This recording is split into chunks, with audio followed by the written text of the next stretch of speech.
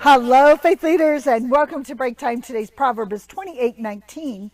Those who work their land will have abundant food, but those who chase fantasies will have their fill of poverty.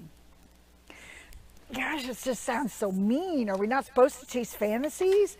But I think sometimes people escape to get away from the work that God has created them to do because they maybe even become so filled with ideas and thoughts. Not that ideas are bad, but if you're chasing one idea after another without purpose, without knowing why you're doing that, it becomes like you almost live in a fantasy, thinking that that one of those ideas is going to, bring some sort of fulfillment, which it can.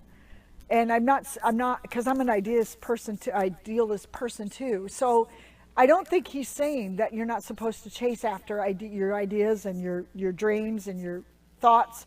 But I do think that we're supposed to work, and using that work to continue serving God's purpose brings abundance. It has a way of not just bringing abundance. There's so much that happens within our hearts when we allow God to use our hands, use our minds, use our voices, use whatever the way that you've been created for his purpose. There's a sense of fulfillment. But if we just live with one dream to the next dream to the next dream without becoming firmly established in any of our thoughts or ideas, we're just chasing ourselves. We're just chasing around our ideas and thoughts without really becoming grounded and not really finding the purpose that God has created us here.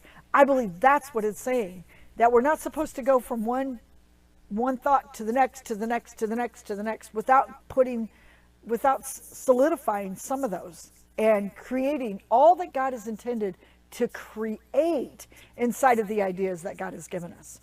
And I'm not sure every idea that comes into our mind is something that God is saying, go do.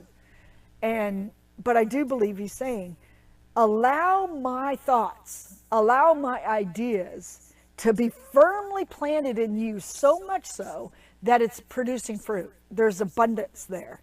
I do believe that's what the scripture is saying. That allow the creative mind that I give you, the entrepreneurial mind that I've given you, to fully walk into those thoughts fully before you run off to the next. And I know that some of us get bored pretty easy and think, okay, my time's up. I think that we need to be very cautious of just running from one idea to the next, to the next, to the next. Firmly let God just use that whole idea and wrench everything out of it that he can. Have a blessed day.